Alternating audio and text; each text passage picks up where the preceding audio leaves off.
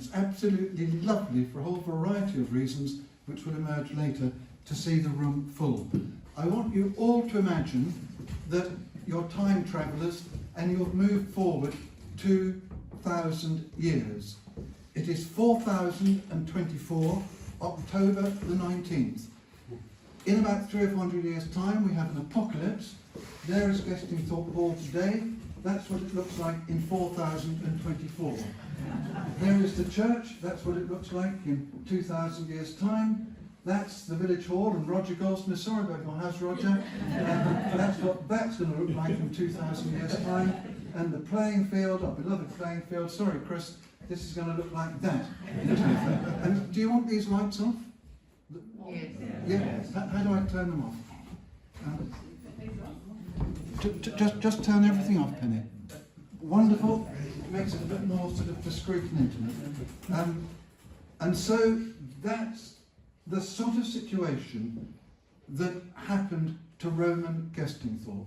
2,000 years ago, or almost, it was a thriving community. 400 years later, the Roman Empire fell, and by the time it was 1947-48, it was just a field with no traces of any human activity at all.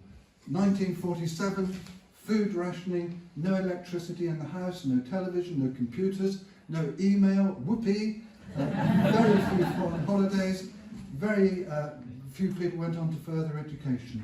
And my father had to hire an extra deep digger plough to get on top of some weeds. We'll hear more about this later. And he went up to the field. He discovered that it was covered in red tile. He took them to Colchester Castle. They identified them as Roman, and they identified in him a very inquiring, scientific, sort of diligent mind, and they encouraged him to do a dig. And we'll keep coming back to this. And so, as we look at our next question, we're going to now go back to Roman times. What was the name of the tribe that lived here 2,000 years ago? Missed the man at the front. You've got yourself a card. Oh no.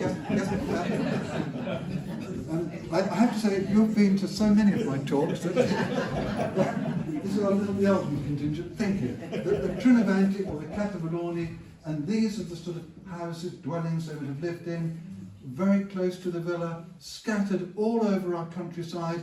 I'm sure there were similar settlements like this, definitely in Little Yeldham, not far away near Hall Farm, Wickham St Paul's. Across the whole area there would be little scattered settlements like this.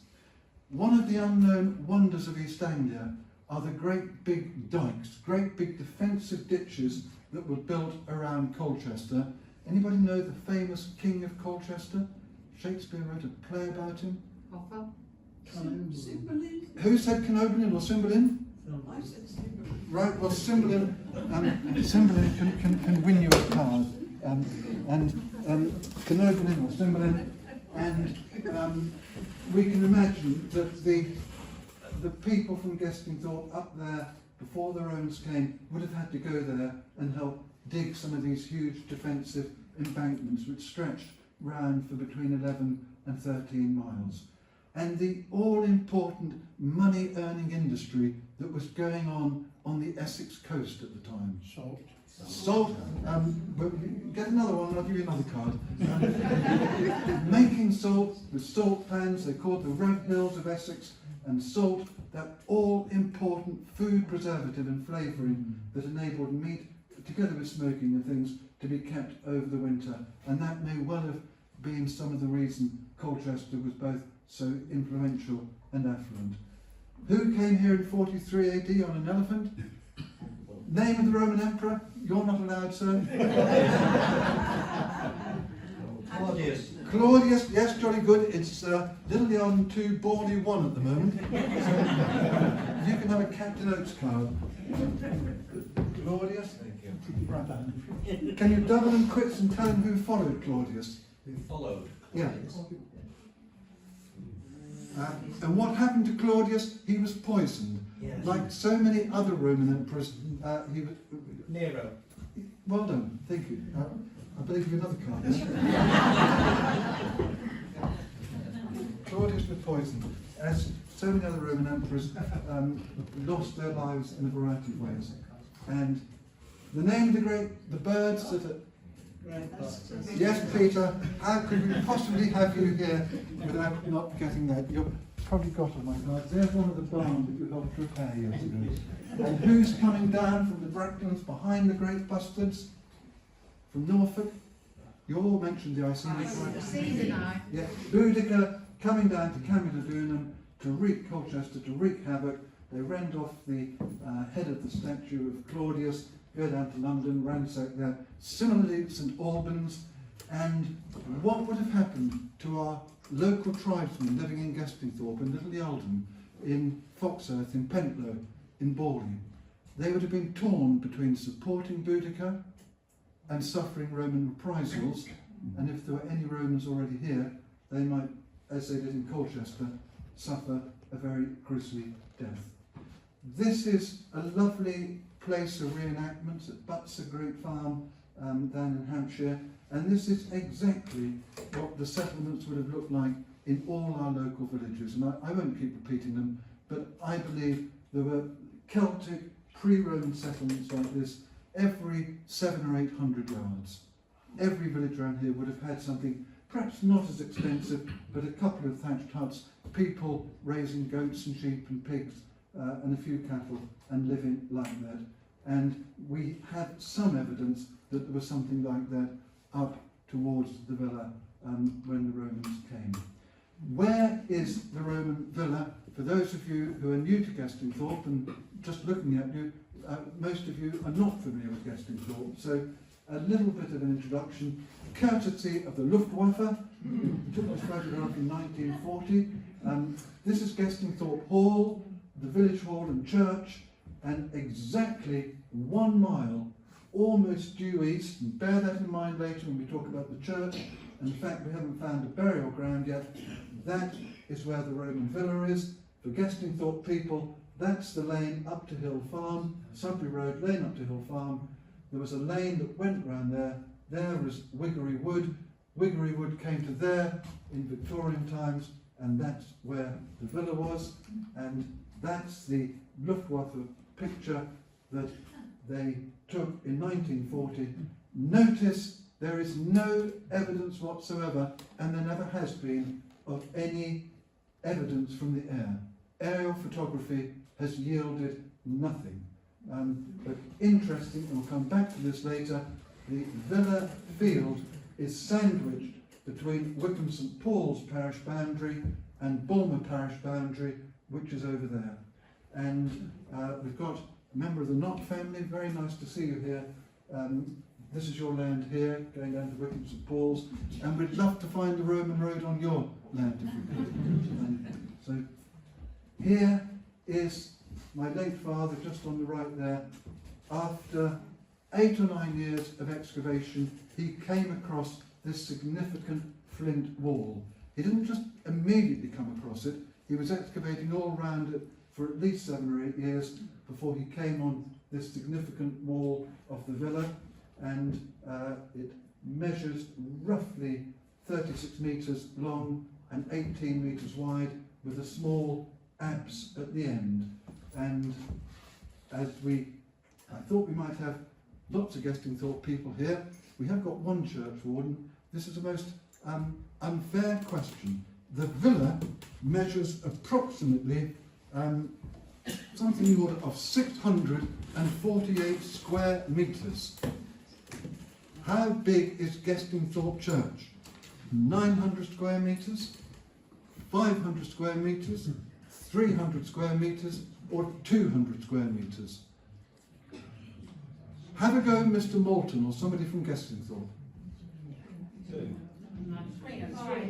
300 gets it down here. So you can have a picture of Gestingthorpe Church. So the point that I'm making, I measured it very roughly. Don't quote me on that, but I measured it very roughly. It is almost half the size of the Roman villa. And this interesting little hieroglyphic here is what's called a speaker's prompt to make sure I actually asked the question. So here is the church. It's very roughly 32 metres long from here to here, and for it to be 36 metres long, the length of the villa, it would come to there. Just to give an indication of what a colossal building it was. The villa probably wasn't completely roofed in, but nevertheless it had an enormous, as you would say today, footprint. How do we know? Yes, the question I was going to ask and didn't, so you can all get a card for this. I was going to say, in which building can you legitimately stand in Gestingthorpe and feel that you are partly in the villa? Someone like to tell me, haven't I? In the church, thank you.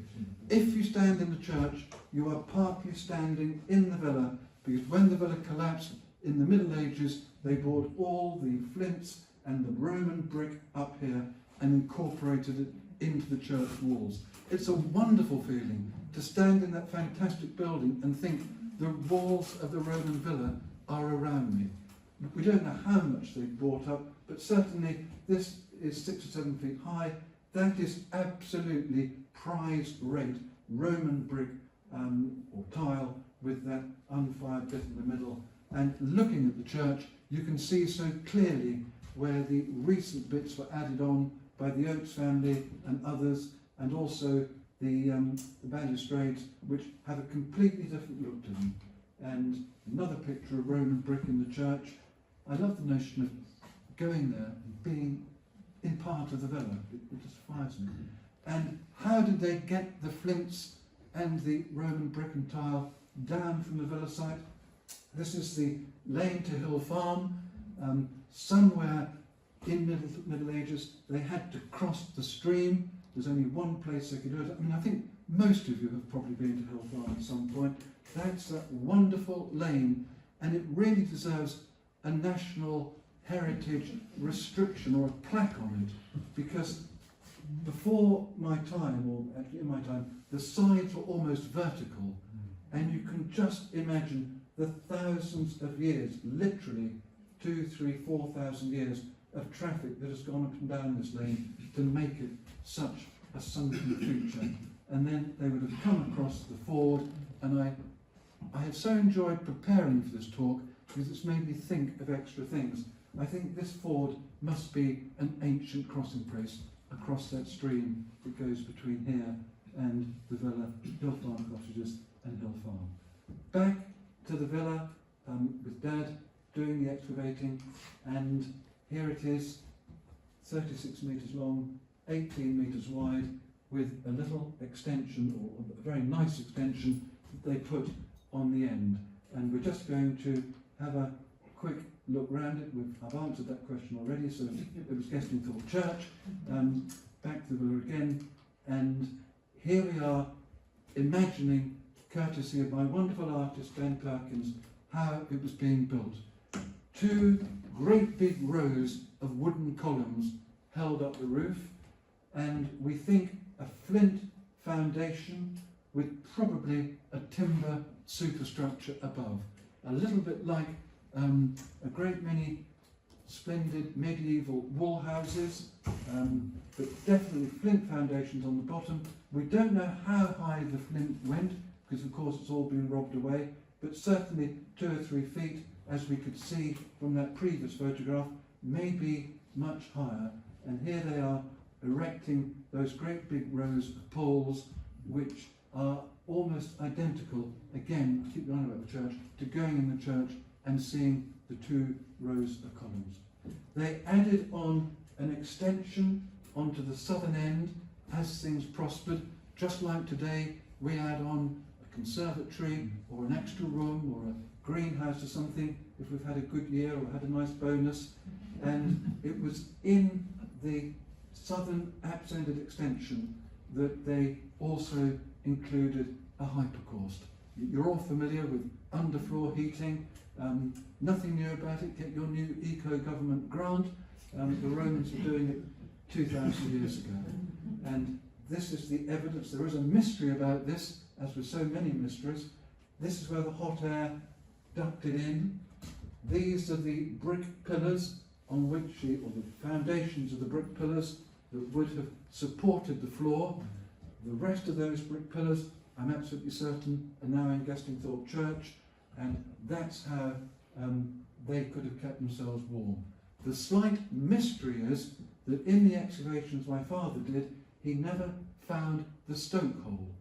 Now, to use it, there must have been one, but there is an interesting set of data coming out that a number of villas have hypercourse where they couldn't find stoke holes, as though they might have been put in as a slight prestige feature, but perhaps not used very often. And this is sort of rather new, exciting information. It's an ongoing learning process. There was a bath block as well, where they absolutely did have some underfloor heating. The bit that my father excavated was the cold plunge. As we all know, the Romans had a thing like a Turkish bath or a sauna. You went into the hot room, got jolly sweaty, scraped the gunge off with the strigil, and then you jumped into the cold plunge. And you can see here the sort of impervious floor and the tiles with soot in them that was actually taking the heat to the hot room next door. And Ben did this lovely picture. There's the cold plunge, there's the floor supporting the pillars, supporting the floor for the hot room, and just keep that depiction of the lion and the deer in your mind, because we're going to come back to that at the very end of the talk. And we move on. The next room up, we believe, was a kitchen. Somebody like to tell me what this is made of? Pudding stone. Well, Madam Puddingstone, you've got yourself a card. Who was that? Oh, well done, Bev. Yes. Hertfordshire Puddingstone, and it looks just like modern concrete, but it's not. It's Hertfordshire Puddingstone. It's a natural geological feature, and it was used to grind corn. It's called a quernstone. You had a similar stone underneath. You poured the wheat in the top. A leather strap went around the outside on which you attached a handle, and you moved it backwards and forwards, or there might be a pole going up to the ceiling to make it a bit easier. And if you did it enough time, the flour came out to make your bread, your daily bread. And it was from this, because it was probably the slave's job or the job of the youngest son or daughter, we get what expression? The daily grind. It's kind of obvious when you say it, isn't it? Whilst excavating in the kitchen area, we had a very exciting day. We will come back to this later. My father, after years of excavating, finally found a complete pot. It was just sensational. And I was with him at the time. I will elaborate a little bit. The lid was on it, and we kept looking at our watches. It was a sort of time, a totally different world. My late mother would cook a lovely roast beef Yorkshire pudding Sunday lunch, and we kept looking at our watches. Could we keep her waiting? We never had. We went back, and we kept wondering all the while we had lunch, what was going to be in the pot when Dad took the lid off. Might it be full of something really exciting?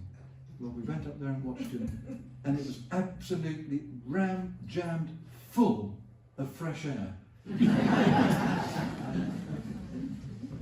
He subsequently found 3 more beside it, almost certainly used to keep food cool. Under the floor, by the north wall of the kitchen, you could have kept oysters, fish sauce, goat's cheese or something, nice and cool down there before they had any refrigeration. And it could, of course, have also been used for putting money or something in, which they took away with them. But rather than be too sort of grandiose, I think that a food store is much more likely. And there is Ben's wonderful depiction of the kitchen, the quernstone, the mortaria. That's got a deliberately gritty inside. If you ever find any pottery with grit inside it, that's deliberate. It helps to mash things up, to make it more sort of, get the goodness out of it. Sweet chestnuts used to grow in Wiggery Wood. It's thought the Romans brought them. And what creature is that? Yes, I think hare gets a card. Who said hare? Well done. We don't think the rabbit came to Britain until the Norman conquest. The mice, the charcoal, which would have been made in Wiggery Wood, and we'll come on to that later. And also notice the white jar. We have found a certain amount of white pottery.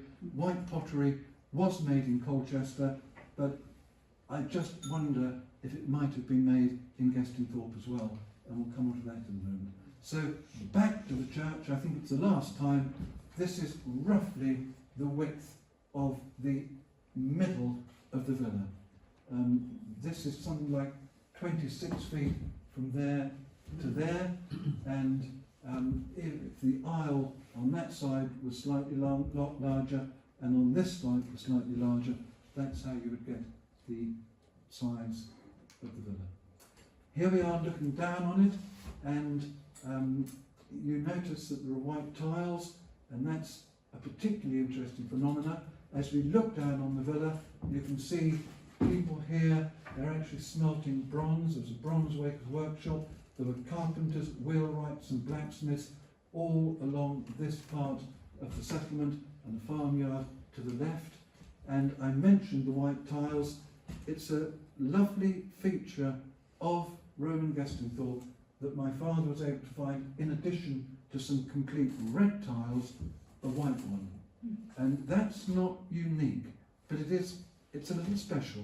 And you'll notice on the picture we got Ben to put a pattern of white tiles on the roof, and we subsequently realised something, and we've got people here who are familiar with Bulmer Brickyard and firing tiles, that the white clay doesn't shrink as much as the red clay.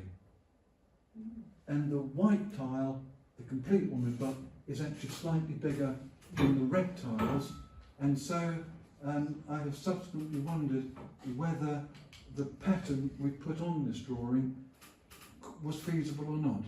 But whatever they did, the white tiles would have made a very, very interesting feature. It would have given it an individuality. People would have said, we're going to that villa where there's some white tiles on the roof. A little bit like if you painted yellow dots on the side of your motor car or something. It make you distinctive.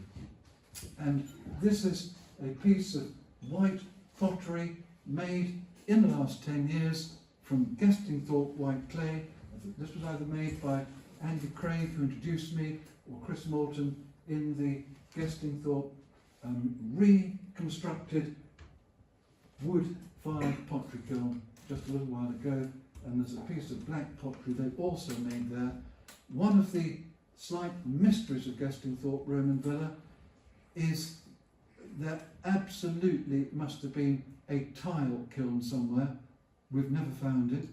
The other mystery is, could they possibly have been making pottery here? That is more far-fetched, but there must have been a tile kiln here, and we're still looking for it. Market day at Gestingthorpe Roman Villa, and we're imagining that people living at Hall Farm, Moat Farm, or in that vicinity, Wickham St Paul's area, Maplestead, might well have walked to Gestingthorpe, to the villa for the market day, and in the picture Ben has managed to work in a whole variety of different types of pots that would have come, somebody selling salt, bone tools and implements made from deer antler and similar things, and someone who has come from the coast bringing some oysters and also some other fish to sell, a cobbler. And when my father was doing the excavating, he came across this area north of the villa, covered in a kind of gravelly hogging area, lots and lots of loose change on it, where people might have bought and sold and lost the odd coin, and around the cobbler a great big circle of hobnails, as if every now and then when he was driving a hobnail in, he didn't quite hit it straight and it flew off to the edge to make a circle.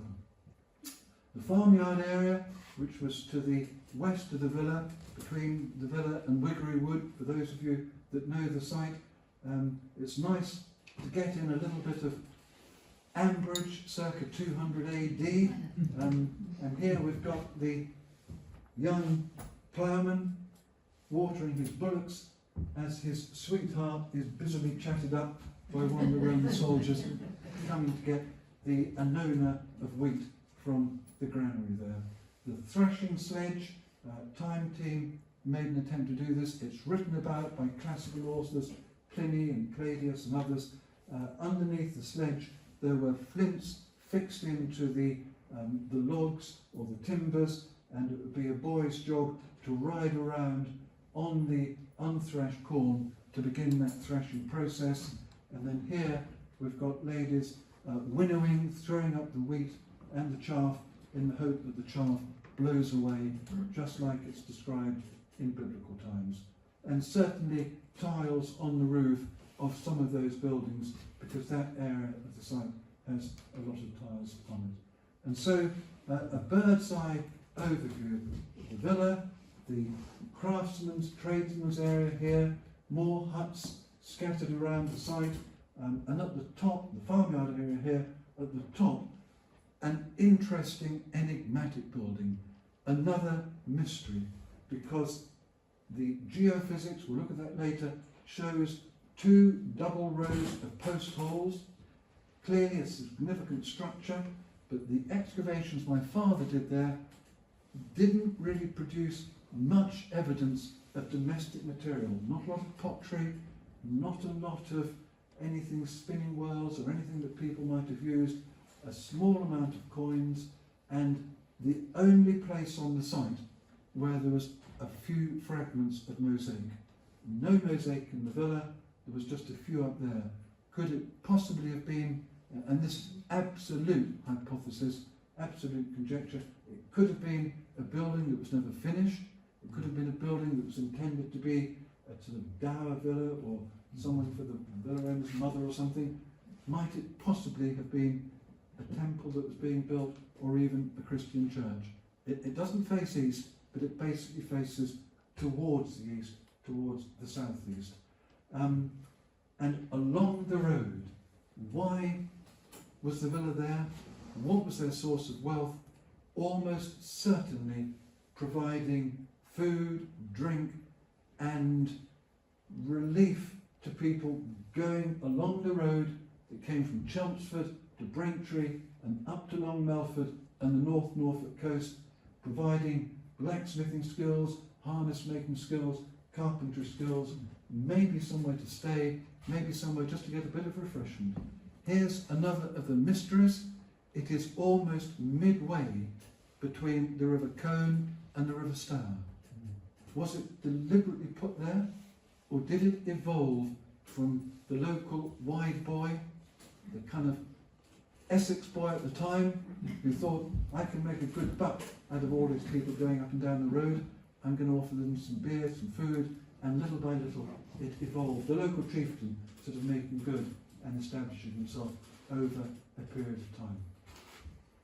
So here is this all-important Roman road. Londinium. Anybody know the name of Chelmsford?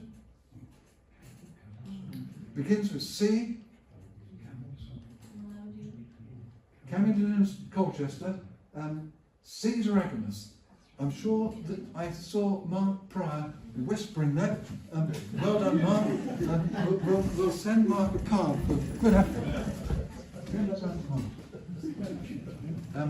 Mark is a fellow farmer, and we think he's got everything going on. Caesar Agamus up to Braintree. You see the straight road as you go through High Garrett, and then it's sort of lost. It crosses the River Colne. It comes somewhere through Great Maplestead, Wickham St Paul's, Bulmer, and you eventually pick it up at Long Melford, where it heads up to Ixworth, and then at Stanton, one branch goes to Venta Icenorum, Venta meaning market, the marketplace of the Iceni, and the other branch goes up to Brancaster, Roman Saxon shore fort of Brannadunan, near wells on the sea. And it's often at night I stand up there and try and imagine in my mind the tramp of footbeats going along the road, the rattle of wagon and harness and a chariot and of all the rest of it as they went on that road and brought the news backwards and forth. The finds. What do the finds tell us? Not very good photograph, but my father was very proud to find these iron styli. That's what they wrote in the wax tablets with, and he found them not just in the villa, but over the settlement generally, suggesting all types of people could read and write. Glass, completely obvious, with some lovely fragments of glass vessels, but also window glass from around the villa. The Samian pottery, you remember seeing on Time Team Tony Robinson jumping up and down if he found a bit of Samian, usually made in southern Gaul, a lovely red sheen to it, a lovely red slip, and the name of some of the potters on the inside of the base. This one is a curio, A-C-U-R-I-O, and it's rather wonderful that just like today you have a name of your motor car or the name of your designer t-shirt or something, the people of Gestingthorpe would know who had made this, or the people of the villa would. They might even be slightly in competition with the villa owner from Ridgewell, or the villa owner from Pebmarsh, or the villa owner from Long Melford. There were 2 or 3 villas in Melford, but the other places are definitely Roman villas, and they might happen to supper and say, yes, we've just got some rather nice curio, you know. Have you got any yet? And if mother-in-law came for, Charlotte didn't come for tea, they hadn't got it, but if mother-in-law came to visit, this is the quality porcelain pottery that you would get out of. And just to sort of embellish the point that just as they imported fish sauce and oysters and things, and dates and pepper from far away, they had their food miles and they had their traffic miles at the time, all these going up to Gestingthorpe and Fora from Italy and Spain, the principal Samian pottery works in southern Gaul, but also in Germany as well. I like to think egotistically that they existed purely for the benefit of supplying Gestingthorpe. Mysteriously, and this is a universal mystery that applies to the whole Roman Empire, the Samian industry collapsed in the mid-200s, and none is made from the late 200s onwards. That, to some extent, as happens today, allowed native British potters to fill the gap. And this was made near Peterborough in the Nene Valley, and from the Gestingthorpe collection of pottery, we've got pottery from Nene Valley, from Oxford, from Dorchester, from Westow. Roman pottery was made there, Colchester, Holmesfield, and also from Much Haddon, a great deal from Much Haddon, which is near Stansted Airport. And it's rather fun putting little dots on the map of where it's come from. And the reason that I sort of say some of these things is that it shows that every find has a significance. I just say this because it's tempting to think of just pottery. Every find is part of the jigsaw that builds up the picture of where they were trading, how far they were trading with, and who was doing things.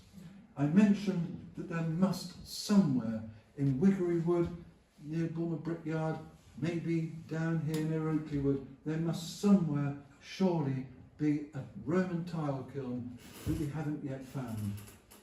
The evidence is we've got a number of tiles which are complete wasters. We've got dog paw prints right through one, and someone like to identify this animal? Badger, yeah. Anybody said badger, you haven't got a card yet? Right. A badger paw print, you would never keep a tile like this. You wouldn't carry it anywhere unless it was made within 100 yards of the site, and you just let your children have something to play with. I said there was no mosaic in the villa, or none has been found so far, and they don't think the villa was occupied by people who were perhaps grand enough, and they weren't princely wealthy.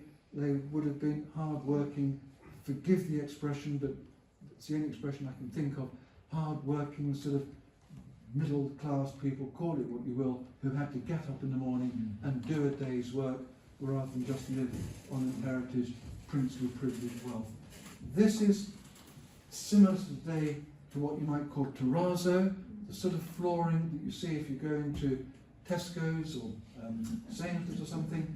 It's made of crushed bits of Roman tile, crushed bits of flint, and it's put into a sort of plaster floor, and clearly the bits of flint and rubble made it a bit more permanent, but that's the sort of flooring we had in the villa. The bone hairpins, they tell us a number of things. That's a complete one. My father found 20 or 30, if not more. He also found some very nice jet hairpins. They do testify to someone who's that does testify to having a certain amount of disposable income. What do these bone hairpins tell us? Have you got any Sherlock Holmeses in the audience? I think my father saw himself as a kind of Sherlock Holmes, and saw me as a bit of a Duffer Watson. I remember him quite clearly asking this question when I was about sort of 12 or something. Well, can't you see, Ashley, this one's never been finished? That proves that it was made on the site. And this one, again, they shaped it, but they didn't finish. And so, I'm exaggerating, don't my father, but you know, this shows that craftsmanship was hugely important at the villa. Making bone hairpins and making iron tools, was blacksmithing going on, and you will wonder why there have been triangles cut out from these knives. And the answer is that when the site was scheduled and the leading archaeologists at the time came together to write the official archaeological report, they requested permission to cut a triangle out of these two knives and do what's called the hardness Vickers index test on it, which is to see how strong the iron is. And you get a great big hydraulic ram with a steel point on the bottom and see how much pressure it takes to make a measured indentation in the iron. And what they discovered, they did about 30 pieces from Gestingthorpe, and it was pioneering work. The bottom one is only half the strength of the top one. So the Roman blacksmith at Gestingthorpe, clearly very capable, very able and everything, but he hadn't, I say he, over a period of time, they hadn't quite mastered heat tempering as well as the later Saxons did. And that is a really interesting piece of information to have discovered. The ploughshare, this was found, or one very similar to this was found at Little Yeldon Hall by Robert Gardner's grandfather, and very kindly given this to us. And I just make this to any of us who are farmers, to any of us who have got any land at all. Let's go for a walk. This looks like a rusty bit of iron, but you can see where the wooden point of the plough fitted into that socket, and then, just like today, they tried to make it last longer by annealing or welding some extra iron onto the front to make it last longer. And that's a fascinating find in itself, because it tells us about using iron carefully. It would have been a very precious commodity, and how they were ploughing with their wooden plough, putting the beam in there, and then as it wore, putting an extra tip on the front. You've seen this before, quernstone, and the reason I include this is that I've just mentioned keep your eyes open. These three fragments were actually found very close to a footpath in Bulmer, and someone told us, and we went down and had a look, and lo and behold, we then found some Roman pottery not far away and other things. And so the people who found this 15, 20 years ago helped very, very significantly in finding another Romano-Celtic site in the area. This is the Hertfordshire pudding stone from the quernstone, as we spoke about, And the next picture, it's not that exciting, but anybody know what this is? It's a geological thing. Sandstone? Sorry? Sandstone? It's not sandstone. You're sort of on the right lines.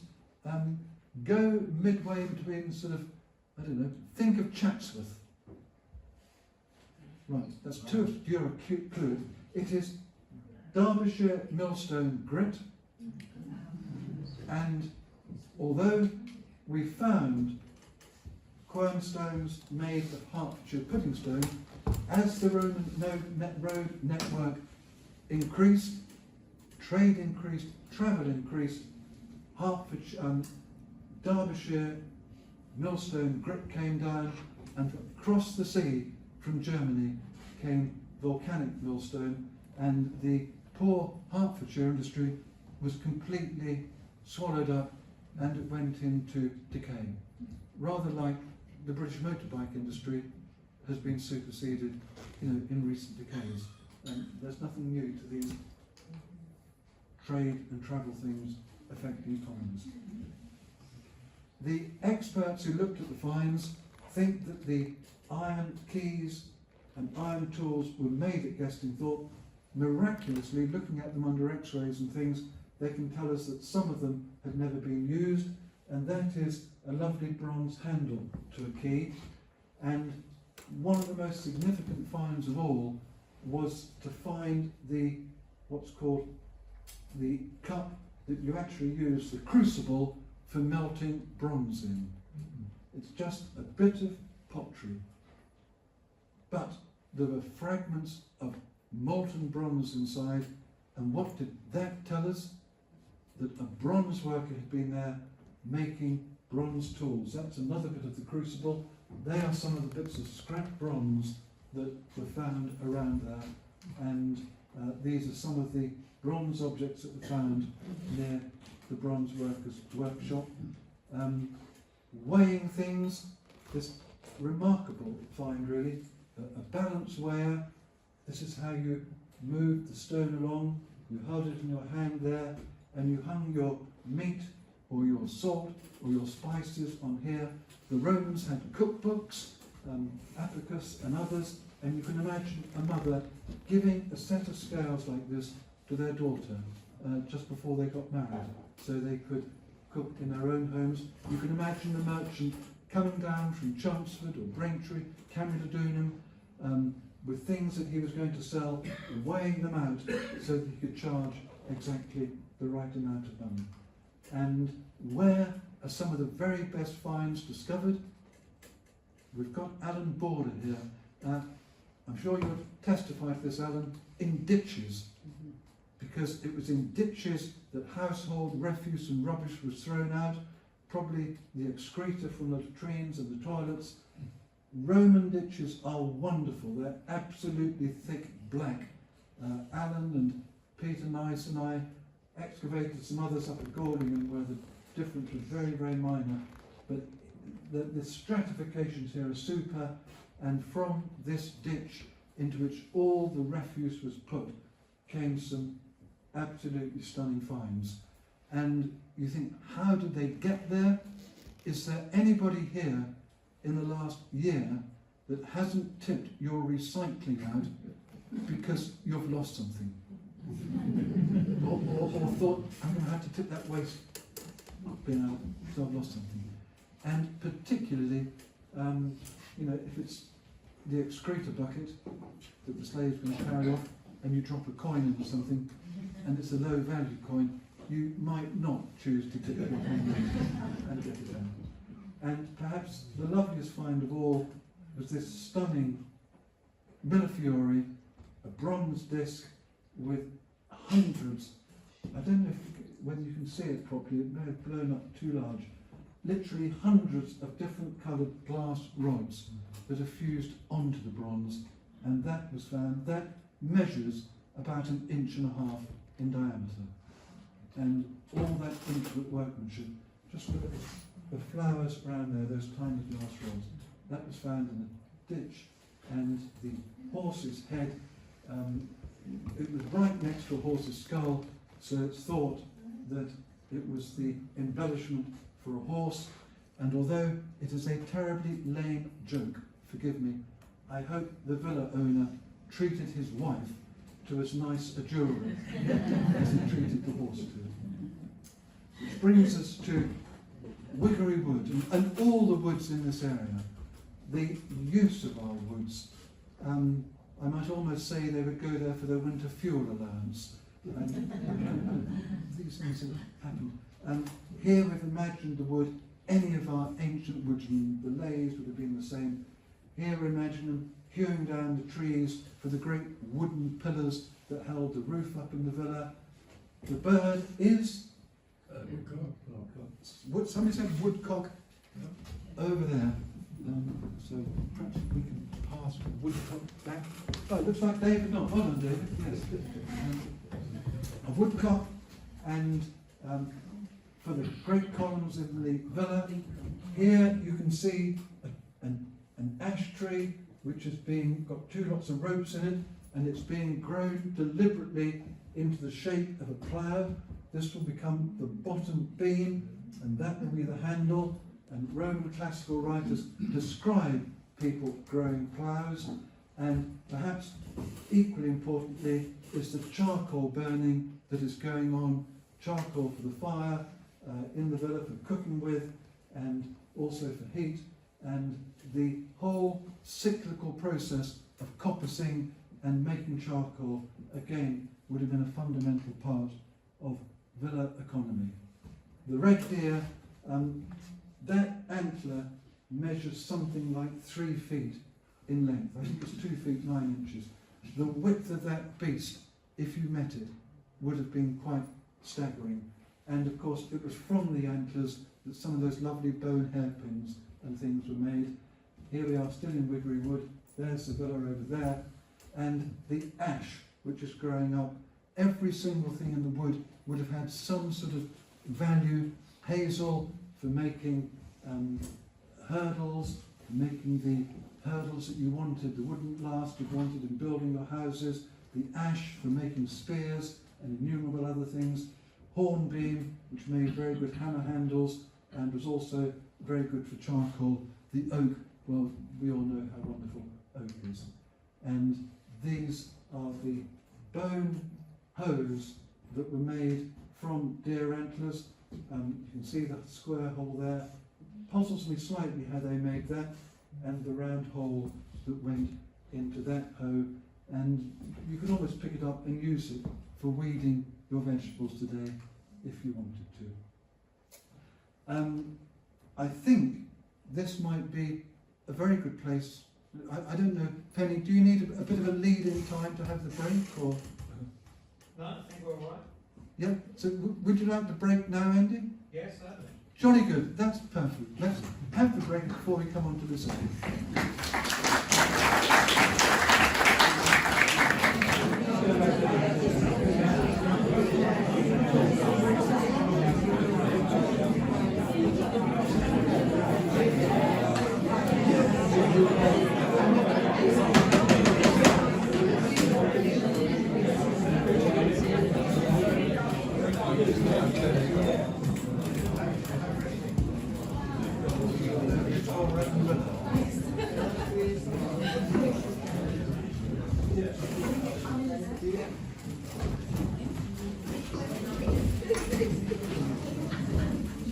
Right, well, thank you very much for all staying, which is very encouraging. And we're going to have a little look at some of the finds and some of the mysteries, and we'll end off in a completely new way that I've never done before. From the very height of the empire, the daughter of Marcus Aurelius, 180 AD, her name is Lucilla, and down at the bottom we've got what happened to Roman currency as the economy began to fall about. It's a bit like our sort of paper money now. That's the height of the empire. This is where they get to in 400 AD. Tiny little things smaller than our 5p pieces today. And it was this lady, her hairstyle, because coins were used as propaganda to tell people how great the emperors were, but also to disseminate information. And that's the hairstyle that Ben used when he painted the Lady of the Villa, wearing all the lovely ornaments that my late father found. The brooches, the key ring, the jet and bronze bracelets, the necklace, his signet ring, ear pendant, and the bone hairpin. How do things get broken? Well, this is actually a statue of Venus, which isn't quite complete. It's even less complete now because Dad only found the bottom legs. But this reminds us of how things get damaged, and it just introduces briefly to religion. There is an ivory Cupid, a lovely special ivory find.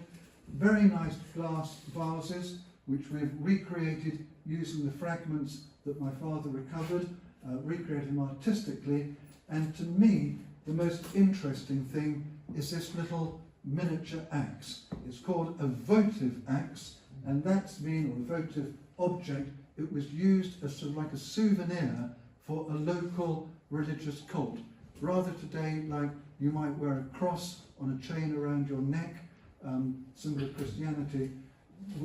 A number of axes have been found all over East Anglia, but we have special reason for wondering, and I repeat the word wondering, whether Roman Gestingthorpe, Celtic Romano British Gestingthorpe, had its own special woodland divinity, because between here and the villa there's a place where the stream that goes along the bottom actually sometimes plunges into the bowels of the ground and it stops running along. And we can sort of understand that geologically as underground rivers and things, but it would absolutely have fascinated the Celtic mind, and it would be just stunning to be able to sort of peel some of the layers back there, because it's just a place where passing Celts, passing Romans might put a small coin into the stream or something to wish them luck. There are other similar geological curiosities. That's my late father. There's a place beside the road as you go to Bulmer where great big holes appear. Today we know them as swirl holes, consequence of chalk going into solution because of underground rivers.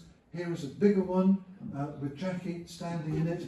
Very brave of you, Jackie, to do that. But you can just imagine the effect this would have on the primitive Celtic mentality if somebody had put a curse on you or had a blazing row and said you would be cursed, and a great big hole like this appeared very close to where you were ploughing. And in about 1920 that did happen, and I record it in my first book, The Long Furrow, and they had to get some spades to dig the horse out. That hole incident is still there, but you can imagine it's during the Celtic mentality, the power of the great mother goddess, the three-headed goddess, and all the rest of it that the Celts might have been thinking about with a local woodland divinity.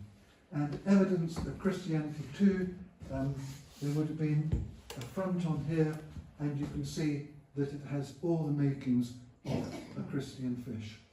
There was a summer, I imagine it's like as a barbecue place or a meeting place where all the people from the local huts and the local homesteads around that we've mentioned could come up to the villa, a bit like coming to the village hall for the coronation barbecue or something.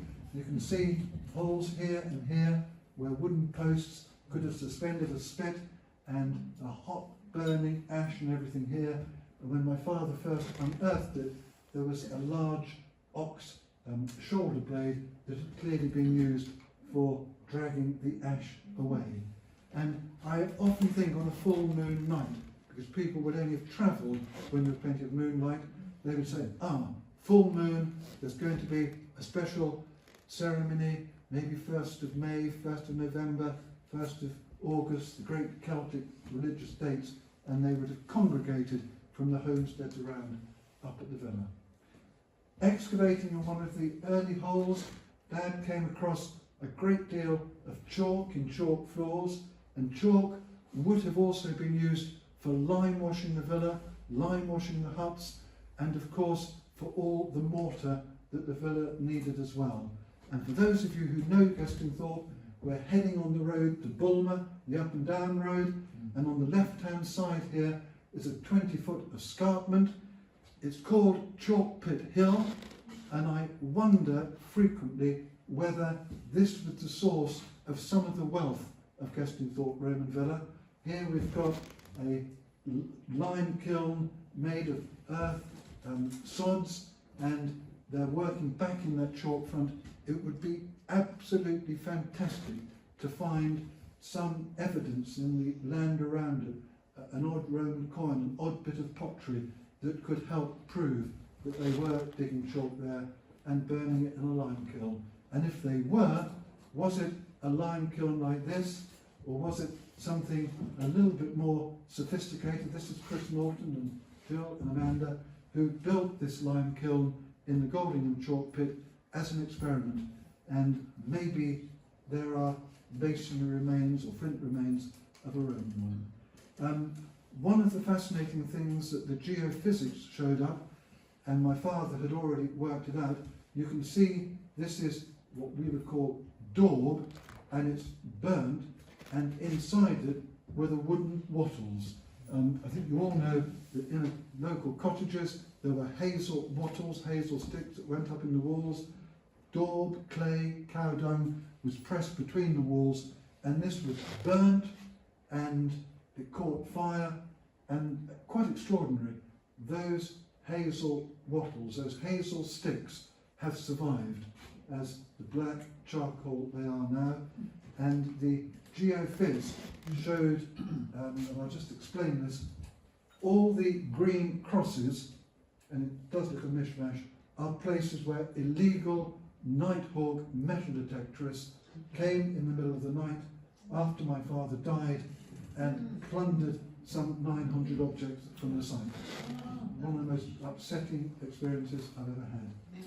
The red lines are the remains of ditches that we can see in the magnetometry, and then here, the villa was here, but there is an intense area, a red area here, where there was an immense amount of burning, and in the middle as a hearth, and we believe that there was either an earlier villa or a very large Celtic building in that site. And the mystery is, I'll just go back to it, the mystery is, was that earlier building destroyed by fire accidentally, or was it destroyed deliberately by bandits or raiders in cross-tribal warfare, despite the fact the Roman occupation was still going on?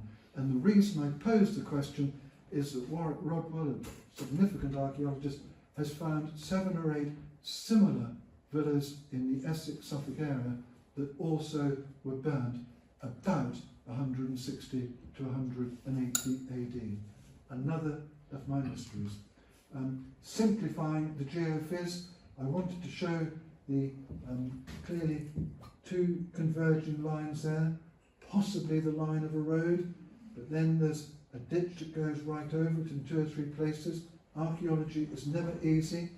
2 lines heading here that could possibly be on the same line, but there's another ditch that either went before it or after it. Just to get your bearings, we are sort of about a mile in that direction, and heading that way, where I'm pointing my finger, is Long Melford. And for those of you, Alan Board and Peter Nice, who remembered the excavations on Old Barnfield, they are there, and we'll come on to those in a moment. My attempt at comedy in part 2, with an inspired genius at attempting to win the Turner Prize this year, I crayoned in the woods blue rather than green. But it does show us how extensive the woodlands were around Gestingthorpe Roman Villa. 30 acre wood there, 30 acre wood there, and another 20 acre wood not far away. And this is the simplified geophys. There is the villa, and there is the building that was burned prior to the building of the modern villa. Was it deliberate or was it accidental? You don't need listen to the archers, just come up there at midnight with me and I'll enthrall you forever. And here are the post holes of the enigmatic building, and that's exactly what they look like on the geophys, a row of post holes.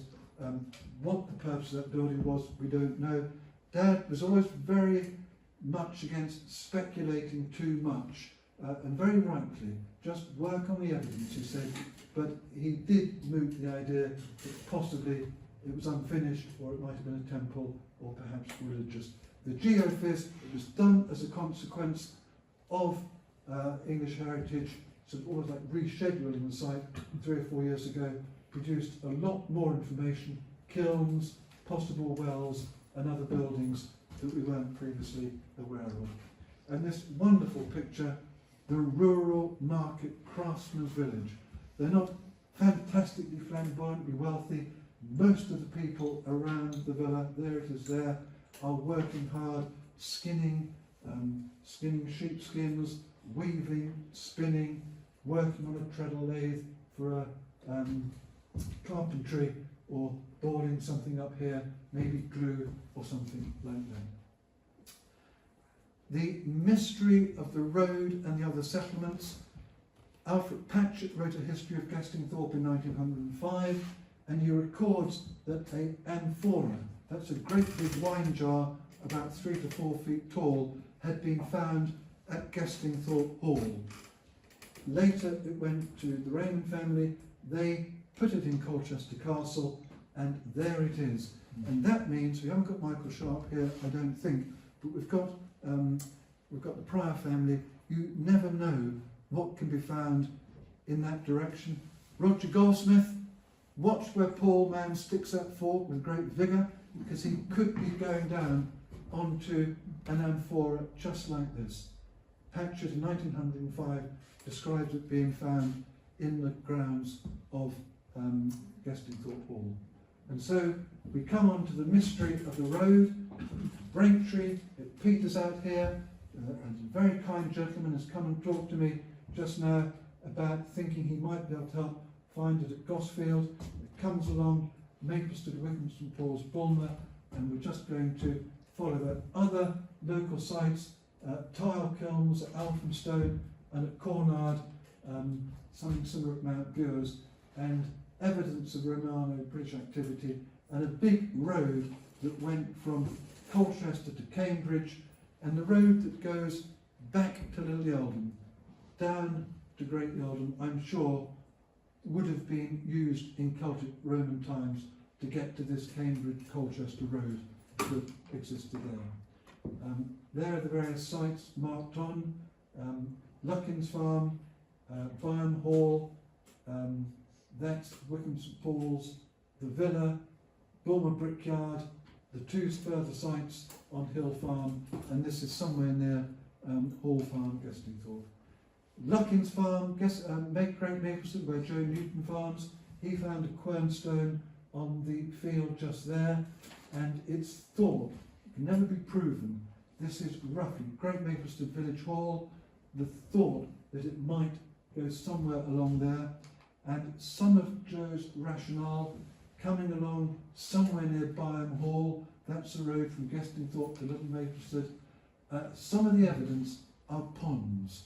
We're in an area with no stone, and Joe Newton, who I spoke to yesterday, completely corroborated my own thoughts. There's no stone here.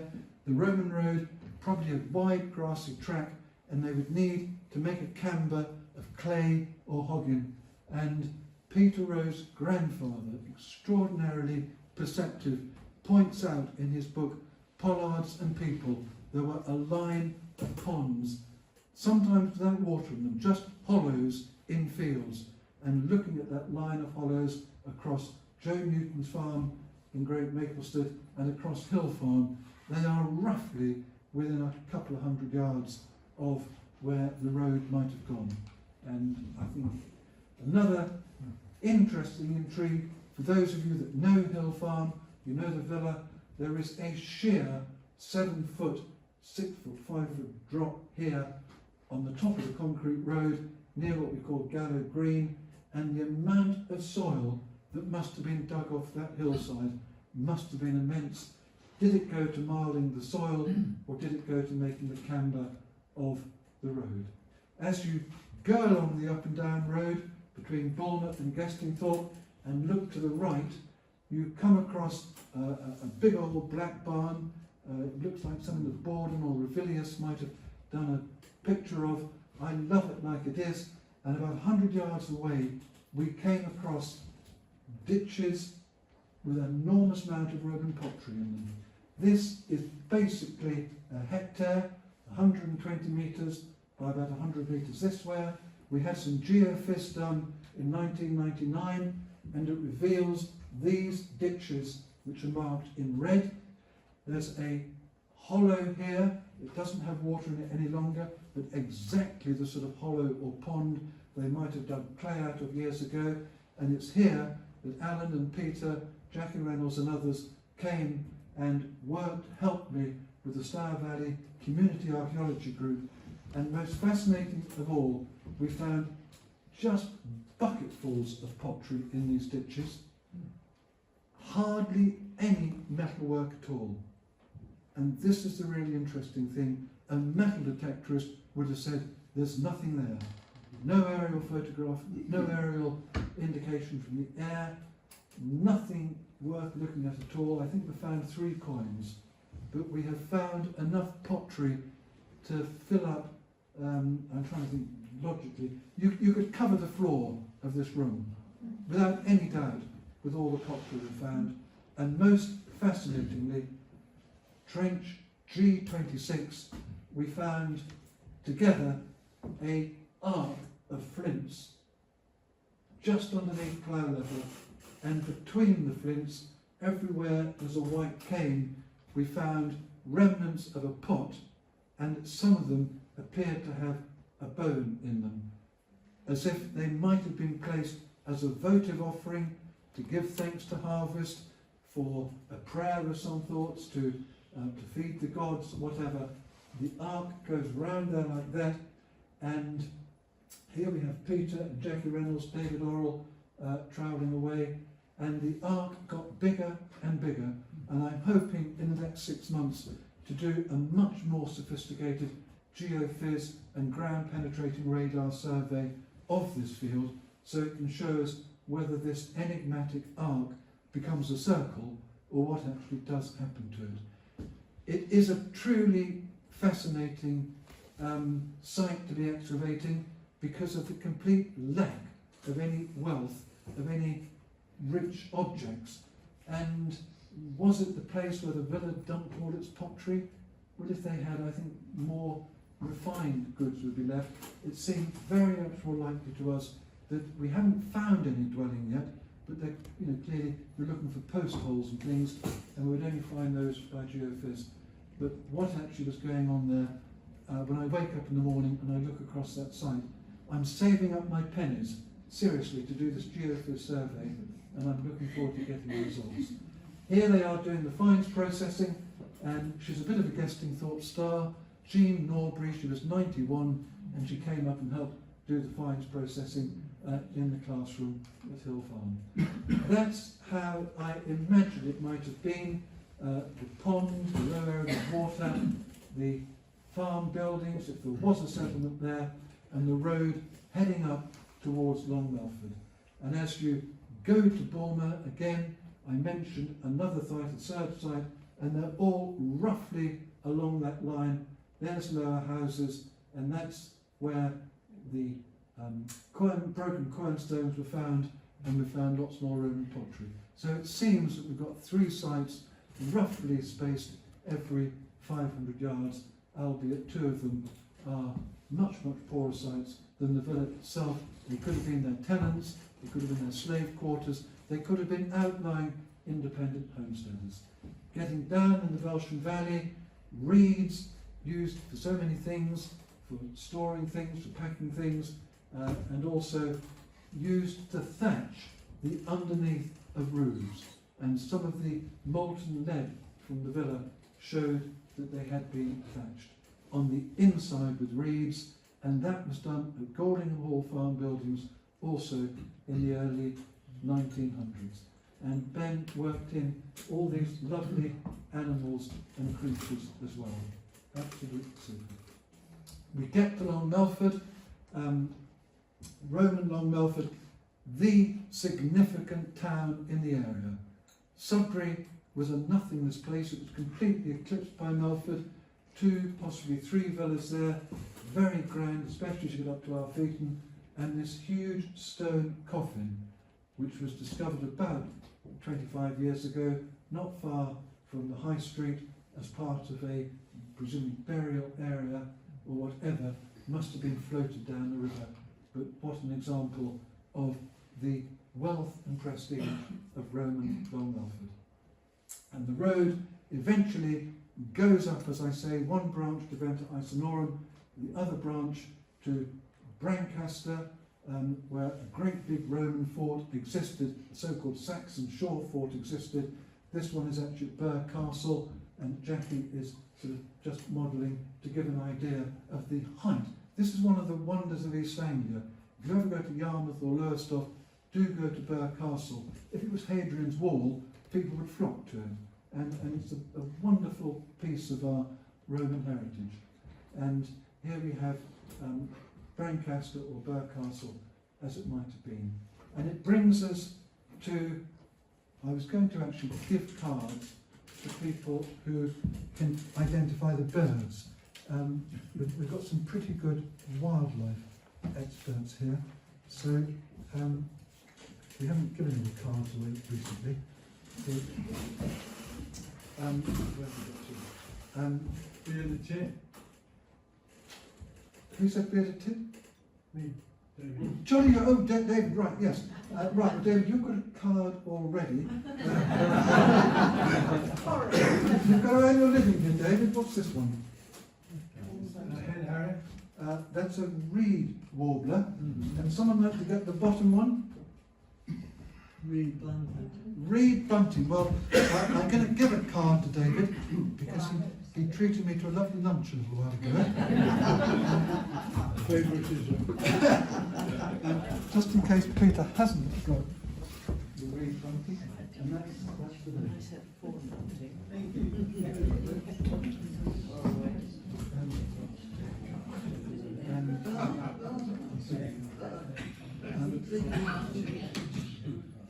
So this brings us to another of the great mysteries. I'm just going to run through the mysteries and recap them. We've got about 10 or 15 minutes left. Was the first villa deliberately burned? Where was the graveyard? We haven't found it yet. We haven't found the cemetery.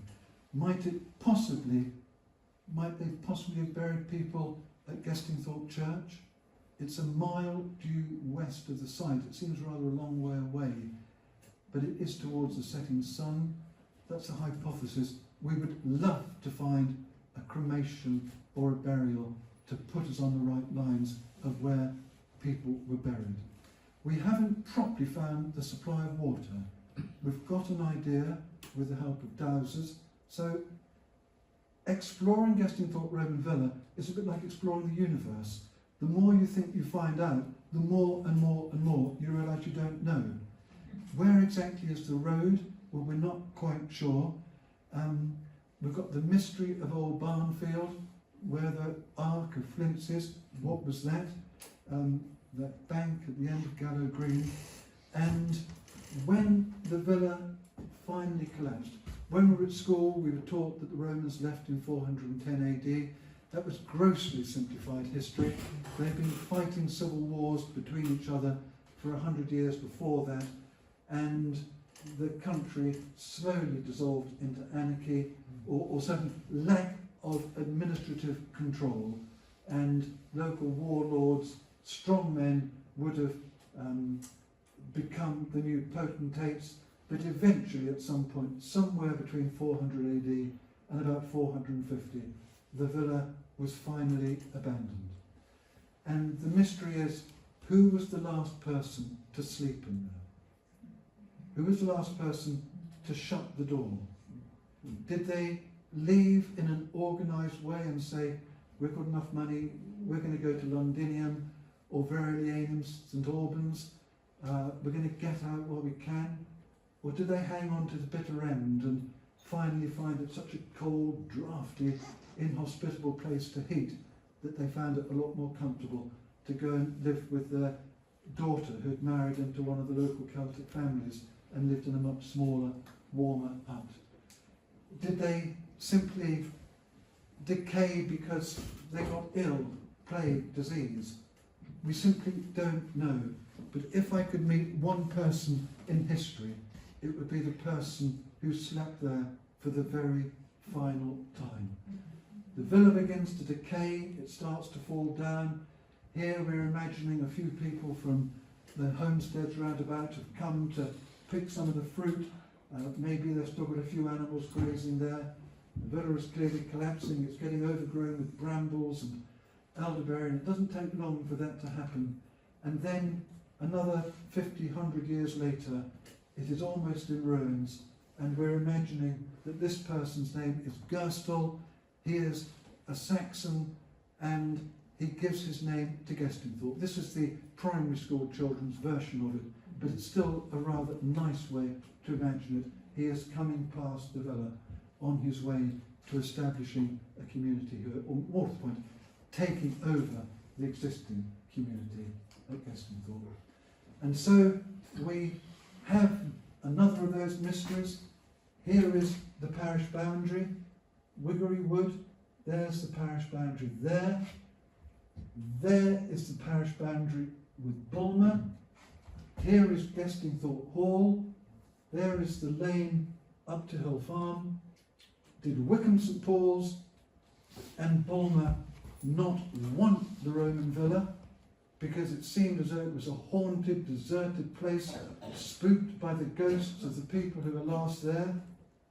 Or did Gestingthorpe just manage to grab it before the people of Wickham and the people of Bulmer got it, so that they could use the last of the animals that were roaming around and plunder the stones and the building material for future projects? Another mystery to ponder over.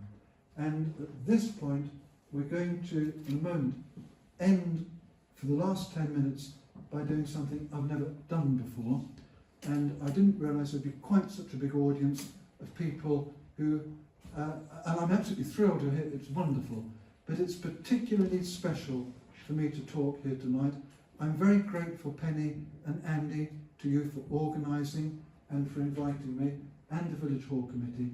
And the reason it's special for me is that 57 years ago this year, my late father, who was on Gestingthorpe Parish Council for 50 years, in between excavating the villa and farming very well.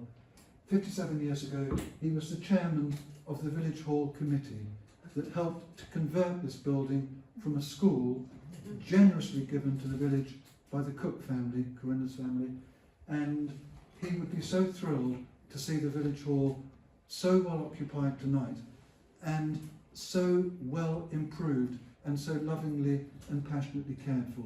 He would be thrilled about that. So we're going to end in a way we've never done before.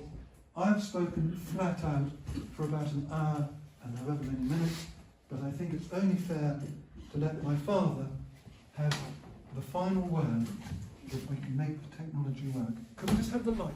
However, when he came to plough the kale stalks into the ground, they were so dense that he had to hire an extra deep plough from the War Agricultural Committee. It was hooked on to a John Deere Model D tractor. 64 years later, Harold reveals what happened next. The field had only been ploughed with horses previously, and I had a tractor which was ploughing perhaps a foot deep. So we were bringing up a lot of soil which had not seen daylight for several hundred years possibly. I was amazed to see that the plough had turned up many, many fragments of bricks and tiles, and the soil was terribly black. You must remember, just at the end of the war, and there was a tremendous number of bomb sites which had to be cleared, particularly in London, and then the motorway started to be constructed, where the few professional archaeologists, and it was a very, very small profession, there were not all that number of them, they were all occupied and very busy. And Mr. Hull told me that they wouldn't be able to do a professional dig here for perhaps 20, 30 years. And he advised me, if I wanted to do anything to just do it myself. In the first trench, I was amazed to find quite a lot of nails, pieces of pottery, tiles, and most significantly, some carbonised grain which had been burnt. Well, first of all, it came up from about 2 feet deep in my trench, which I had dug, and I was advised to take the sample of grain that I had recovered to a scientist who quickly identified this as Iron Age or Roman wheat. We found the foundations of a small house, 23 feet by 13, which had been divided into 2 rooms, and one room had been used as living quarters for the family who lived there, and the other room was used for casting bronze objects. The evidence is that I was able to recover pieces of a clay mould in which molten bronze had been poured, which changed the clay mould into brick from the heat. This puzzled me very, very much, these fragments, because they were not pottery. I could see that they were totally different. So I took them up to the British Museum, where they were for 5 years while they were being discussed and whatnot. They didn't know what they'd been used for, actually. They just put them on one side and left them. We found the crucibles in which the molten bronze had been poured, and we also found the piece of clay, because when you pour bronze into the clay mould, when it's cold, you then break the outside clay mould off, and those are the fragments which I recovered. And luckily, we found a piece of the head with the vine leaves impressed in the pattern of vine leaves, which told us that it was the little statue that had been cast was of Bacchus, the god of wine. And it was finally identified for you by Professor Freer at Oxford University. Yes, yes, I was very lucky in meeting this Professor Freer, who was publishing a book of huge volume. Well, I felt very exalted. It's a very great honour indeed, because I think I was the only person without a title. Everybody else was either Lord somebody or Sir somebody, and I was just plain me. Every single crumb of soil was removed by hand, slowly and carefully. And how many tons of soil do you think you moved? Well, hundreds altogether. It must have been many, many hundreds. We did everything with a spade. In fact, I wore 2 spades completely up, from the length of a spade, normal length of a spade, about a foot, 13 inches deep, right down to about 4 inches. I wore 2 spades completely up, digging. If we found, for instance, the necklace that we have recovered, I could see some of this necklace in the soil. So I decided to bring about a foot square of soil, a huge block of soil home, into the kitchen, and I put it in the kitchen sink, and then slowly washed everything out. And by that method, I was able to recover the necklace almost complete.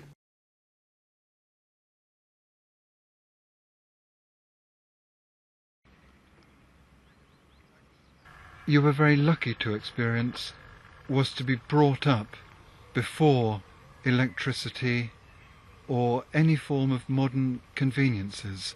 The horse was the only, instead of roaring about on a motorbike in my early days, it was the horse. The horse ruled supreme. If somebody had a horse which would run quicker than his neighbours, he was really one up. We baked every Friday with the brick oven. Monday was the washing day, and all the clothes to be aired after the washing were put into the brick oven, which was still warm from Friday. The brick oven was heated up, 300 or 400 degrees or over, and it would stay hot for 3 days. And you have wondered whether the hypocaust might have been used in a similar way. They would have used the hypocaust to dry things in cold, damp, miserable weather. Yes. And when you needed something mending You would Oh, walk we'd go up to the blacksmith who would do everything, and we had a copper kettle. And if this copper kettle got low in water, it would overheat and the solder would melt and the spout would fall off. So we then had to take this up to the blacksmith who would solder the spout back on again. Let's end by asking Harold 3 final questions. What was the most extraordinary find? And then I think... Well, the most extraordinary find was when Ashley, who was working on the court, on the Roman field, with a tractor one day, he came running up to me with something in his hand, and it was a complete Roman pot, quite a smallish one, but it was absolutely complete, which had come up to the surface. We don't exactly know how it came up to the surface, but it was complete. It's almost a miracle that it was undamaged, because there'd been machinery running about all the time on this field, and this Roman pot, which he showed me, was absolutely intact. The Millefiori is a remarkable glass mosaic, which composed of dozens and dozens of glass rods, which are fused onto a bronze background. The gem on which is engraved a red deer running with a lion on its back, because it's very, very small, and the artist who cut the gem must have been a very, very skillful person. And what would you most like to find in the future? I'd like to find a milestone with the name going north and south. And the name of this settlement? And the name of the settlement, of course, yes. And they also carry the date. They nearly always have the Roman emperor's name on as well. My wife, of course, helped me all the years, all of the years that I was excavating, and my wife was very, very helpful on those trips. And here as well, not forgetting cleaning the sink up after I'd washed all the soil in the sink. Yes, and I thought he'd gone mad. He used to bring buckets full of soil and wash them in the sink, and then he'd sieve it all, and he had all these bits of tiles and pottery all over the floor, and the telephone was right in the window, which is the furthest end, and when the phone went I had to tread over all these tiles, and then when things improved I realised it was all worthwhile. One of the finds I remember most was I think it was September in 1965, and Dad always comes in for dinner at 12. He said, "I've found something this morning. I think I found an urn, but I'm going to wait until you come up and watch me take it out." What I enjoyed was when the villa, when that was uncovered. I thought that was wonderful. There's this long brick stone wall, 160 feet was it? 140 feet. 140 feet, with its thatched end, and that was absolutely wonderful to see that. I have looked upon this as a great jigsaw puzzle where there are millions of fragments, and I've been lucky enough to recover perhaps 10,000 fragments and try to piece the story together from that. My message to the people of the future is keep your eyes open. I hope it gives you as much pleasure as it has given me, and I'm quite certain there'll always be other things to look at, and other sites will be found in the area.